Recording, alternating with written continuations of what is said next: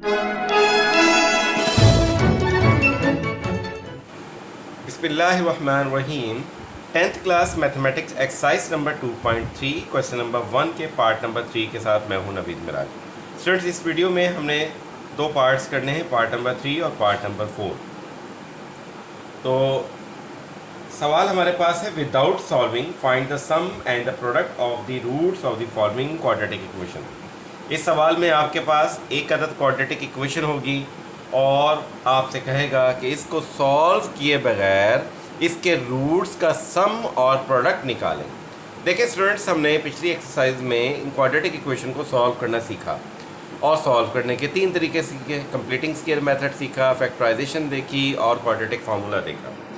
तो एक तरीकाकार तो ये था कि हम इन क्वाड्रेटिक इक्वेशन को सॉल्व करते, इनमें से किसी भी मेथड को अप्लाई करके उनके जो आंसर्स आते, यानी वेरिएबल एक्स के जो आंसर आता, यानी कि उसको हम कहते हैं रूट्स, उन रूट्स को निकालने के बाद उन्हीं रूट्स का सम भी निकालते, आपस में ऐड करते, उन्हीं रूट्स का प्रोडक्ट भी निकालते, यानी कि आप उनको आपस में मल्टीप्लाई करते और फाइनल आंसर देते।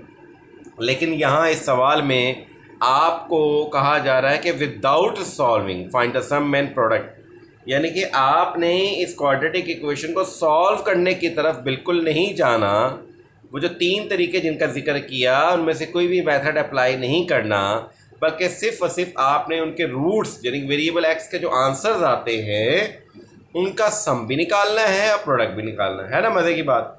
तो इसमें आपने क्या करना है कि इसमें हमारे पास इसका सम फाइंड आउट करने का भी एक प्रॉपर फार्मूला है और इसकी प्रोडक्ट निकालने का भी एक प्रॉपर फार्मूला है। तो सम का फार्मूला हमारे पास होता है जी -b डिवाइडेड बाय a और प्रोडक्ट निकालने का फार्मूला होता है c डिवाइडेड बाय a।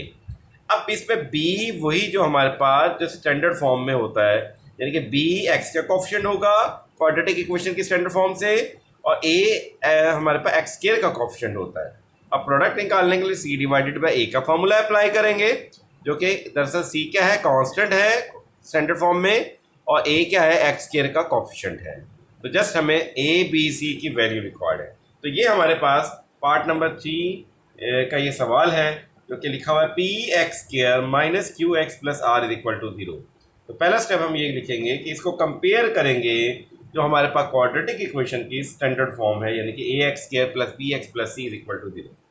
यहाँ एक्स स्क्वायर को कोएफिशिएंट ए और हमारे सवाल में एक्स स्क्वायर को कोएफिशिएंट पी, तो मैं यहाँ लिखूंगा, इसका मतलब है ए की वैल्यू मेरे पास यहाँ पी है, ए यहाँ इक्वल टू पी है, यहाँ पे ए से मुराद पी है।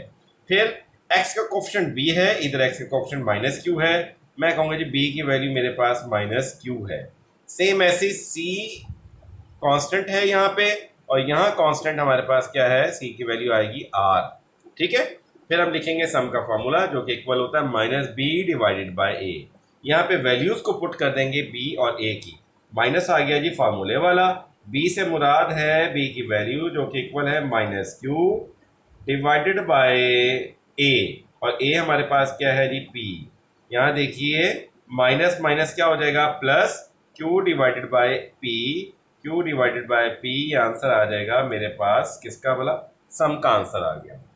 नेक्स्ट मूव करते हैं इसकी प्रोडक्ट निकालने की तरफ, और प्रोडक्ट का फार्मूला होता है P is equal to C divided by A। यहाँ पे वैल्यू पुट करें, P वैसे ही आ गया, C से मतलब है C की वैल्यू जो कि R है डिवाइडेड बाय A, A से मतलब उसकी वैल्यू है P। ठीक है। तो यहाँ पे देखें, अब ये ख्याल कीजिएगा ये P जो है वो प्रोडक्ट वाला P है, और ये P हमारे पास जो गिवन इक्वेशन में P इन्वॉल्व हो रहा है, एक्स का कोएफिशिएंट ये वो है। ऐसा ना कीजिएगा कि इसको p को उधर ले जाके मल्टीप्लाई कर दें, बिल्कुल रॉन्ग चीज़, क्योंकि ये p किसी और चीज़ को रिप्रेजेंट कर रहा है, ये p किसी और को रिप्रेजेंट कर रहा है। स्टूडेंट्स अक्सर क्या करते हैं, जल्दबाजी में क्या करते हैं, r is equal to p वहाँ ले जाते हैं मल्टीप्लाई, जो कि बिल्कुल रॉन्ग हो जाएगा। ये प्रोडक्ट का आंसर निकाल लिया। ठीक है जी। और इस सवाल में आपसे यही पूछा गया था कि आपने सम का आंसर भी निकालना है, तो हमारे पास सम जो है उसका आंसर आ जाएगा q डिवाइडेड बाय p, और जो प्रोडक्ट हमारे पास है उसका आंसर आ गया मेरे पास r divided by p, product का आंसर है। ठीक है। अब हम करने जा रहे हैं part number 4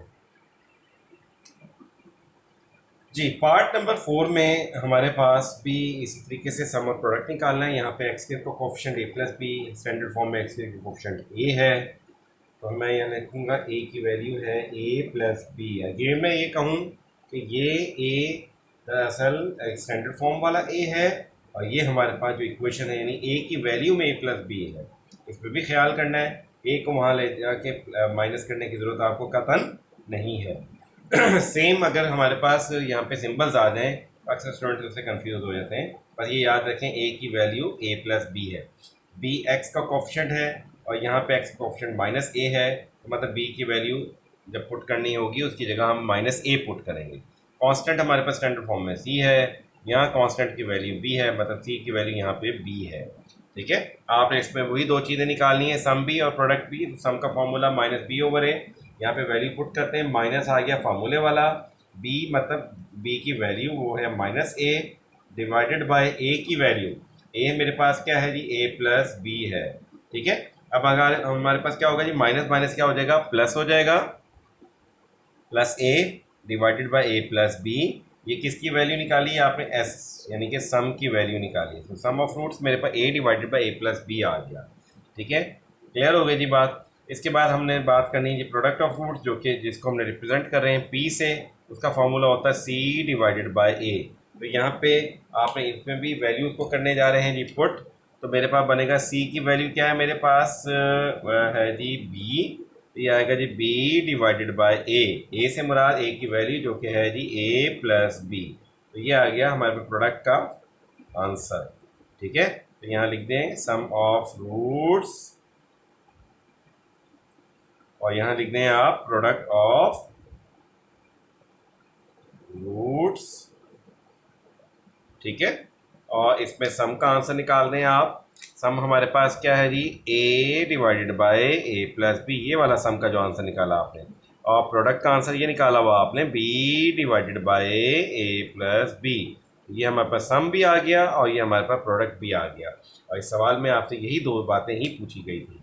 I hope so कि क्वेश्चंस आपको क्लियर हो रहे होंगे।